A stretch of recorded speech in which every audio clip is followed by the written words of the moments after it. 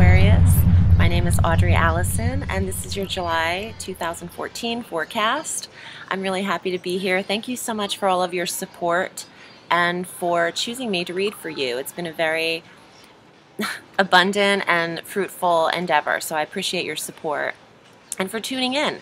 Let's get to it because July is magnificent. Okay, this is an amazing month for you. It's an amazing month for all of the signs due to the Jupiter transit and Saturn going direct along with Mercury. So there's a lot of good action. Let me jump in. On the 1st of July, we start out with Mercury going direct after the 3-week retrograde that he had in June. He's going direct 24 degrees Gemini, and this is a compatible air sign as you are, Aquarius. And Gemini for you affects your 5th house. And this is romance and children and creativity, creative endeavors, and playfulness, lighthearted kind of fun. Okay, so what better way than for the planet of communication and expression to go direct in the 5th house? You'll have communication with your children very easily. You might have been a little misunderstood with them. The full moon in a quiet house I love because full moons bring things to a head and a culmination and you become aware of the circumstances in that sector, and this is getting in tune with the self and going inward. During that time, maybe the 2.5 days around that time, it would be great for meditation or just taking time to yourself, really not being too social around the full moon. Could actually give you some anxiety if you were scheduled to be too social at that time because you're going to want to withdraw, which is very natural and it should be a very comfortable time. Mercury transiting into Cancer on the 13th, the following day, is going to affect the 6th house for you, which is your work, your daily work, your routine, your health, your regimen. Now, Mercury is giving you energy to get things handled, contracts, paperwork, negotiations as far as any health care that you're looking for, or new doctors. You could switch up your physicians and handle paperwork more readily at that time. You could also really schedule your days and the timeline and structure of your routines more easily at that time with Mercury in that sector for you. So you'll be good planning and plotting and arranging your schedule, as well as maybe trips. Your 9th house isn't activated, but you could prepare at this point. You could plan. Now, on the 16th, Jupiter makes his annual transit into Leo, which is what everyone's buzzing about. I am pulling cards regarding that transit today. So we'll see. This is huge because Leo for you, Aquarius, is your polar opposite. It rules your 7th house of relationships, marriages, soulmates, business partnerships.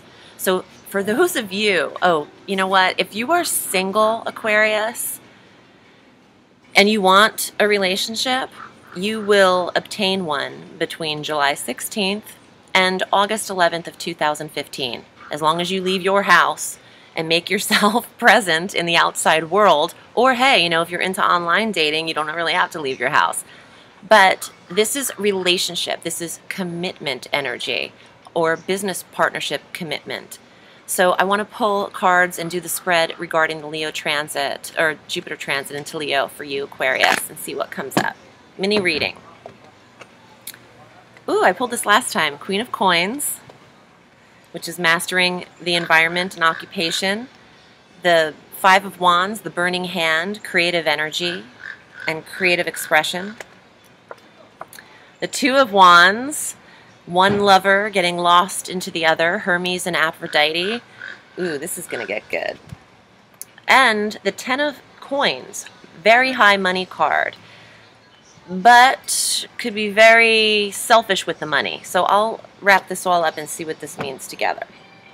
Okay, so this I already know.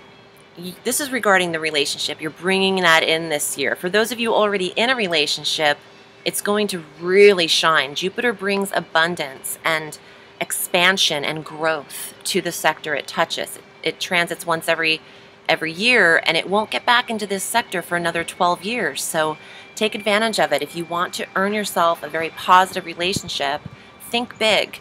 And it's coming because Jupiter will assist in that. Plus there's other transits and things happening in Leo that will also boost that. You're going to have the sun there on the 22nd, and you're also having the support of Mercury there at the end of the month.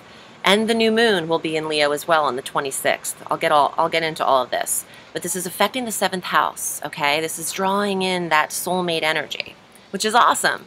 And, you know, you could actually attract a Leo at this time for yourself, just because that is your polar opposite, and that's really who you vibe on. And this is all about fire, which represents Leo, and creativity. So those Aquarians who are creative and have, you know, the skill of writing or drawing or painting or playing instruments, using the hands, building even, or architecture, sculpting, what have you, it's going to earn you some coin this year. I feel positive about creative endeavors, especially with the 5th house enhanced with Mercury direct in that station. And coin here as well. And you're being frugal with your money, which I think is a good thing. Your 2nd house and 8th house of shared resources and money aren't activated this month, so saving is good, okay? Try to really watch where you're putting your money, because I think you could actually save more than expected this month. And for not having a tremendous amount in the support of earnings in July, it's really about relationships and routine and health, which is positive. For not having that support in the 2nd and 8th for this month, it's great to save, and it'd be positive if you could save a little more and just kind of have that extra coin. That's what the reading says.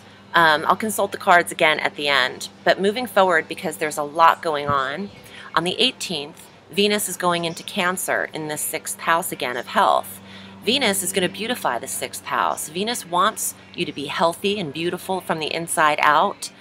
And Venus is also money, though. You'll have money for personal trainers, workout routines, classes, instructors, doctor's visits, appointments. Venus could also beautify the daily work. You know, you might want to actually make where you have to report each day more prettier, beautiful. Make it more comfortable, okay, sensual, where you can relax into your daily work. Venus will want you to spruce things up there. On the 20th, Saturn goes direct at 16 degrees Scorpio, and this is your 10th house of career. So your career's lit up now. Well, here's what's up.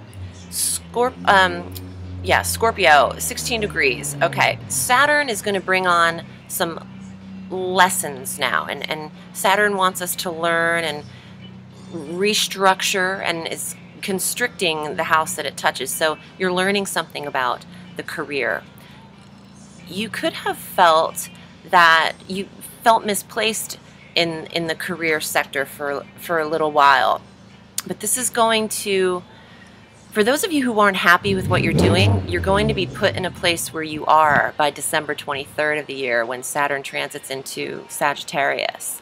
I think that you're learning lessons about what you want in the career versus what you don't want, and that's a very positive thing. Lessons learned in the career. Keep that in mind around the 20th. Oh, and going forward, you know, through the couple months. These transits happen on these days, but it's not just for that day. You know, it's a longer period of time, because Saturn will be stationed in Scorpio through December 23rd. On the 21st, the next day, Uranus retrogrades. Uranus has been stationed in Aries at 16 degrees. Uranus brings on the shock and sudden surprise in your 3rd house of communications. You know, Aquarius, you could have learned some things that you weren't expecting to hear, maybe regarding siblings in the 3rd house, or some sort of communication could have become sudden or shocking to you, or you could have read something over the last couple of months. But with Uranus retrograde, the shock lessens some. So you don't have, maybe you were like a roller coaster in the 3rd house. You know, your local errands, the siblings, the study, writing, all of the communication of Mercury. That could be smoothed out some from the 21st on, because when Uranus is retrograde, it lessens with that whole shock, surprise, electricity factor.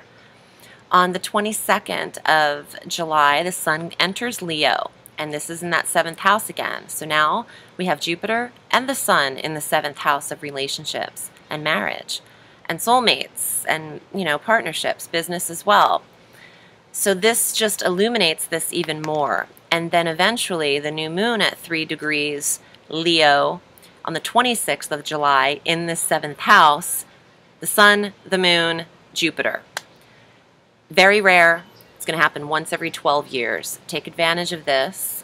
For the new moon, plant your intentions on the 26th on what partner you want to draw into your life. The soulmate, someone that you can imagine spending every day with, if that's possible. And good luck with that.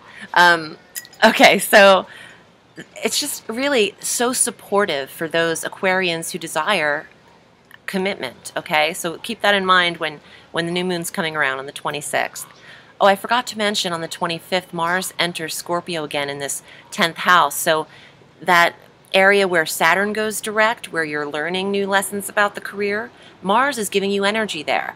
Mars is giving you support and drive and passion and ambition in the career to actually find what it is that you want to do.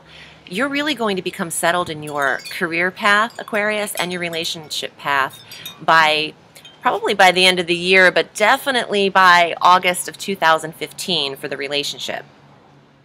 Now, we end the month on the 31st of July with Mercury making yet another transit into Leo again, into this 7th house. Okay, so check this out. Sun, new moon, Jupiter, and Mercury, the planet of talk and expression and communication, in the 7th. Online dating at the end could bring in your soulmate if you're into that. I mean, I know that there's some nightmares out there. I know that I've had my own personal online dating fiasco, catfish nightmares, but we don't all have the kind of luck I've had.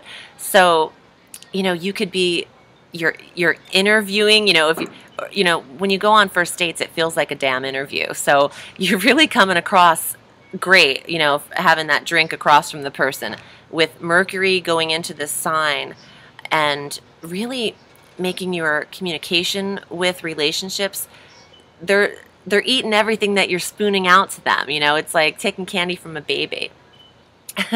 So this is really good for your 7th house. I'm happy for you. I want to pull some cards, just a few, one or two, and see just what the month summation could be for you. Well, also, okay, the 7 of Swords means you need to, I know what this is, the full moon in the 12th, where you're withdrawn, okay, around, the 12th, the full moon, 20 degrees Capricorn. You might want to take a few days to really just not talk too much, not communicate, go inward, because you could say the wrong thing or really express yourself. Hold on. Okay, express yourself without really wanting to. You might feel pressured to answer someone's questions when you really don't have to answer anything, and you really don't owe anyone anything. So, just simmer down around that time. Let me pull another card. The 8 of Cups. I thought it said 5 for a second. This is the creative card, okay? This is the worker, the creative artist, the potter is what it's called. You're driven, and you're driven to succeed with your creative endeavors in the 5th, but also the 6th house, the daily work, the routine, making things beautiful, which is also contributed to Venus going into the 6th house. I think that you have a beautiful month ahead, and it's always better to think positively about it. You've got, amazing 7th house aspects for those of you who want relationships, and for those of you in relationships, it's just improving it. So good luck to you. My name is Audrey Alison. I'll see you next month, and you can find me for your own personal reading at audreyallison.com. Have a sweet day, and I'll see you next month. Bye.